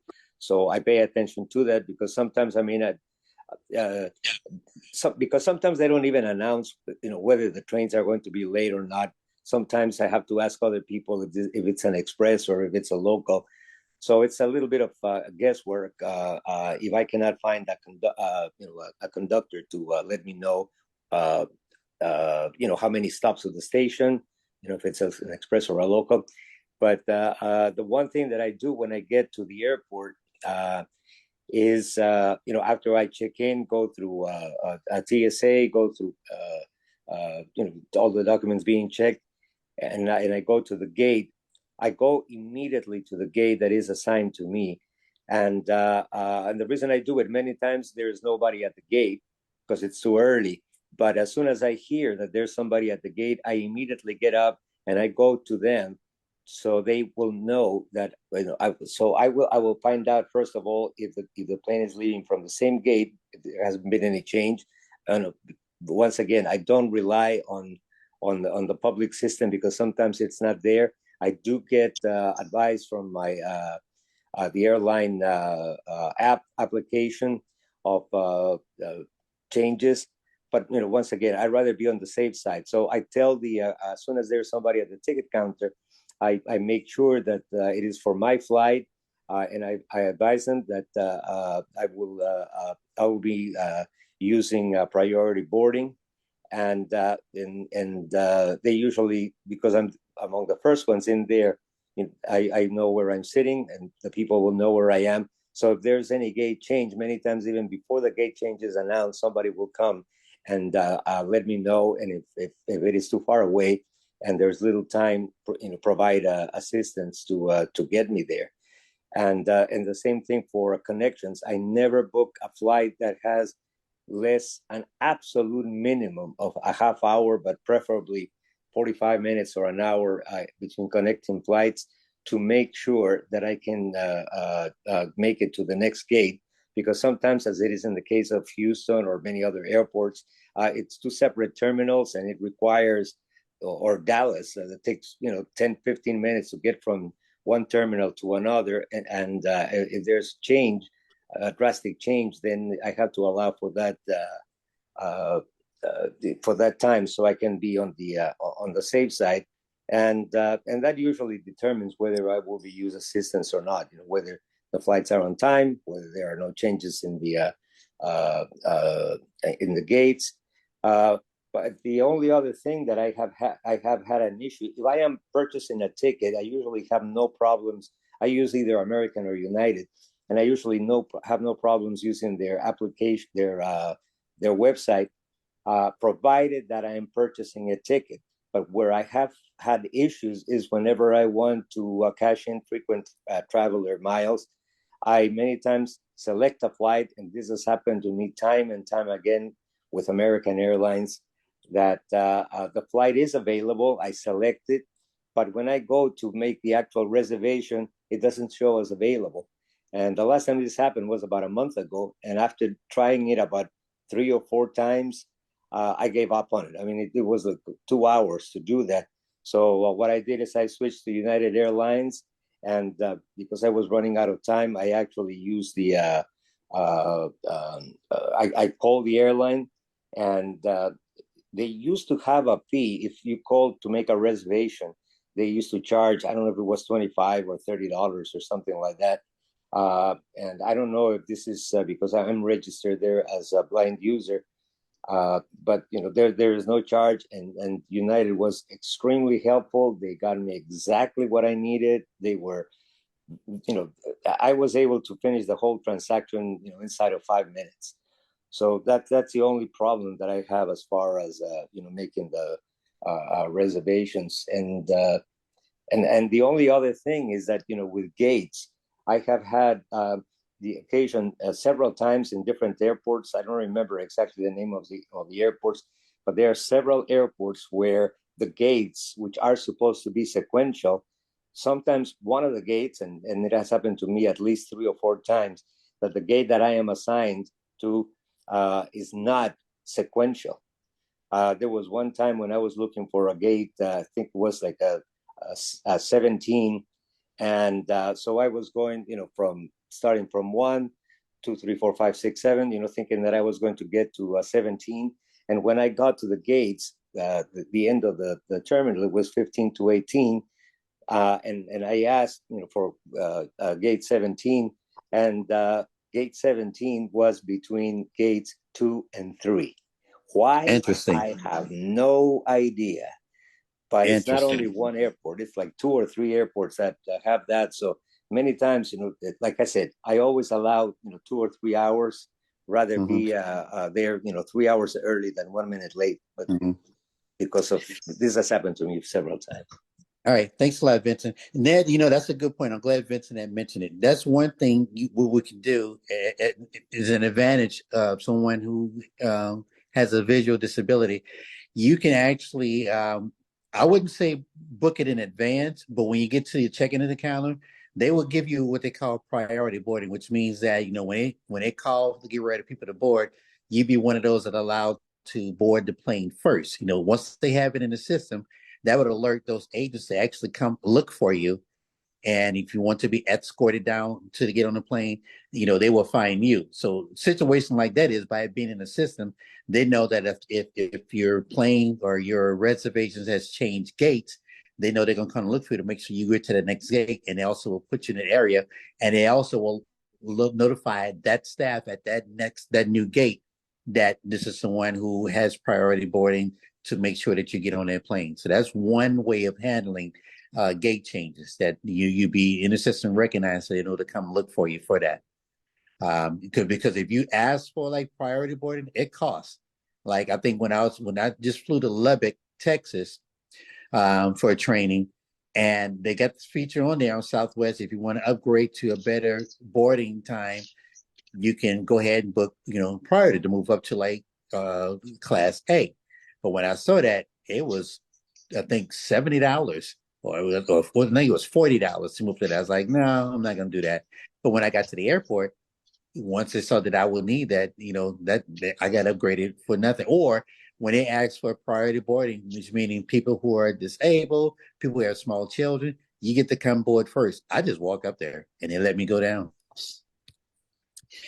I think we got about probably 6 minutes left. Time has flown by, and I wanted to also just cover quickly that if you're traveling and how to locate your luggage once you've gotten to your destination, you got certain little tips you can do with that.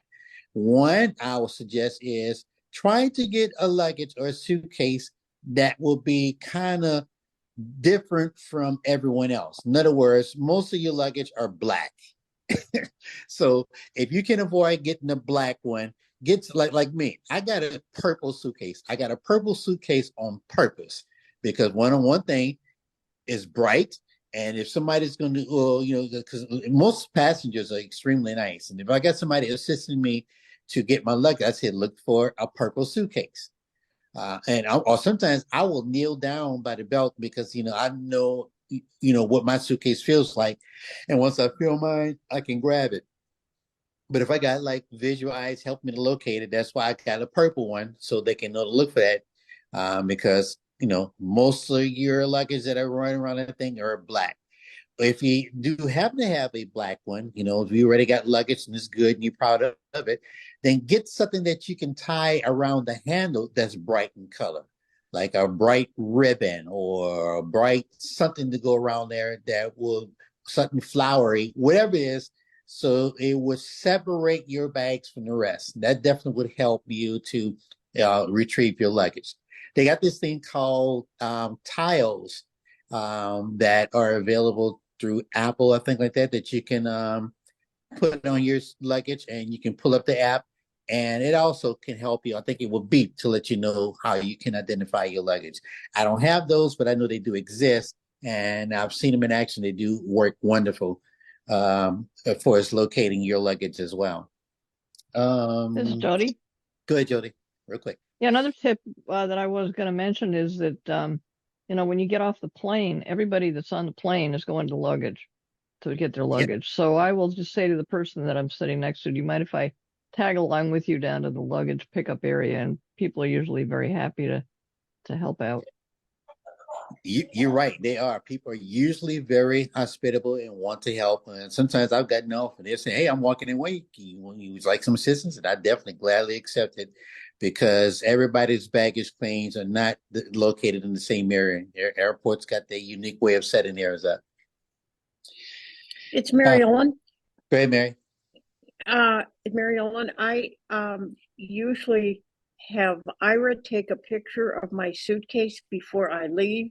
And then when I'm at baggage claim, they can look at the picture of the suitcase and then find it much more readily. Absolutely. Good point. Exactly. Take a picture of it so you can pull it up on your phone, and whoever is providing you assistance located, they know what your suitcase looks like. And that definitely is a good tip to use. Thank you. I didn't write that down, but I should have, because I've never done that, but I may start doing that too. Even though mine is purple, taking a picture of it will definitely work. I will. Matter of fact, my next flight, I will be doing that. So thanks for bringing that up. Any other last comments? Go ahead, Michael. Yeah, as far as the little trackers, tile or air tags, the Apple air tags, those are all really good, and we'll send out an audible signal. Of course, if you're in a real busy, noisy environment down in the luggage, sometimes you might not hear it, but if it's going off and you're standing 2 feet from it as it goes around, you probably will hear it then. But what I was going to share, one time last March, I was coming back from Norway and had a connection in Amsterdam, then fly straight back to Houston. But my flight into Amsterdam was running late. And so, I just barely made it myself to catch the flight. They were literally, I was the last one on the plane and got seated, and then they closed the door and we were off. So I knew my luggage wasn't going to make it. And when I got to Houston and went down the luggage claim, sure enough, it wasn't there. Went over to the United office or wherever their luggage person was, and said, I don't think my luggage is here. So she starts checking, and so just for fun, I pulled out my iPhone and did the Find My on that air tag, and I said, I think my luggage is somewhere over Canada right now. and she says, well, let me just check into it. And so sure enough, she found a flight that left about 2 hours after mine. And it was a flight from Amsterdam to San Francisco, which did fly over Canada. And so for the next, hour or so, I was just tracking it watching it go all the way into San Francisco, and then the next That's morning, early the fun. next morning, it took a flight from San Francisco to Houston, and they got it to me later that afternoon, the next day. That's fun. Yeah, so Yes, that's ma'am. I think my luggage is at 32,000 feet right now. yeah, This yeah. is Jerry. Good, Jerry. I'm sorry, I didn't quite hear the app or the device that Michael or y'all were talking about that you used that you were able to track your suitcase. How did you do that? Tell her again, Michael. Yeah, Apple AirTags is Apple one of them. AirTag. Oh, Yeah, they're like $25 each, and wow. they're just a little round disc, and they have little holders. You can put them on pretty much anything. I mean, some people put them on their dog collar for their dogs in case the dog gets loose. They can find them. You can put them in your car if you're Right. riding Well, with some people somebody in even the use them parking to lot. follow other people. Because that was where I first found out about Yeah, it, that there was that's finding other people. I that's go to when the Portland, Maine next week. So when you said that really yep. caught my attention. Okay. I thank you. Yeah, that's the creepy part of it. Or Yeah. you can leave one at home if you get lost and track your way Right. back. Yeah. Hey, Okay, anything cool. helps. Anything helps, as long as it works. Exactly. Well, we're out of time. I was going to share my experience. Y'all remember when Southwest had that meltdown the day after Christmas? Oh yeah. Nobody remember that? When their computer Oh, yeah. crashed and people were stuck? Yeah, I was caught up in that. I was going to share this story, but unfortunately, we're out of time. If we talk transportation again, I have to remember to bring it up a lot further into the conversation. But I'll just make it short. I know we were actually gone over, but I could say I was fortunate because didn't know what was going on. I show up at the airport wondering why they got these long lines. And look, it was funny. I used Ira, to kind of like get me where I need to get. And she said, the Ira agent says, "Look, I don't know what's going on, but they got a real extensive long line of people, and nobody looks happy." That's all she said. Everybody's on their phone, and everybody looks bad. And I like, because this before I had just gotten there, I didn't know what was going on. Of course, I found out later, and I spent 8 hours at the airport. Fortunate for me, I was able to go back home. I wasn't like some folks; they were just stuck, because they was in like connecting flights, and so I felt kind of bad for them. But I was just one of those. I just had to go back and get my luggage again when I decided that I wasn't going to make the trip. I was actually going to an NBA game in New Orleans, and when I realized so much time had passed by and it kept putting me on later flights that I wasn't going to make, I just said, "No, let me just cancel." And I just had to get my luggage. It took me probably like about an hour to get my luggage, and I just went back home. But yeah, that was an interesting experience. I think I posted some live footage on Facebook one time about that. But okay. Well, look, guys, Wow. this has been good. Go ahead. Who was that? No, I just was commenting. That's an ordeal. It was. And, matter of fact, Southwest gave everybody who was caught up in it 25,000 free miles that I still need to use. So I just haven't had a chance to use them yet. I was going to talk about cruising, but I have to do that another time. That's another way of traveling. I got some tips for that too. But I thank everybody for being here. It's been great. I hope I didn't bore you guys too much. I hope this information was helpful. I thank you, Vincent, for the information you shared. I was hoping I could get some here from New York because I like to hear stories about how to use a subway in New York City since I haven't done that yet. And visit New York City is on my bucket list because I've never been there and I definitely want to go. And I want to, just experience everything aspect of the city that's safe. So we'll probably get into that later. I don't remember the date of the next It's iBucks Life, but I know we're going to be talking about preparing for holiday dinners and baking and stuff like that. That's going to be the next topic. It's actually we're not going to have one because of Thanksgiving week is when we would normally have a meeting. So it's going to be the week after. So it's kind of a combination between Thanksgiving and Christmas holiday. Uh-huh. Yeah, like he said, baking, cooking. Okay. Perfect. I'll get that together. But thanks everybody for being here. I don't have any traveling music to play out. I should have set that up, but Leaving on a jet plane. There oh you yeah, go. that's a good one. Happy trade.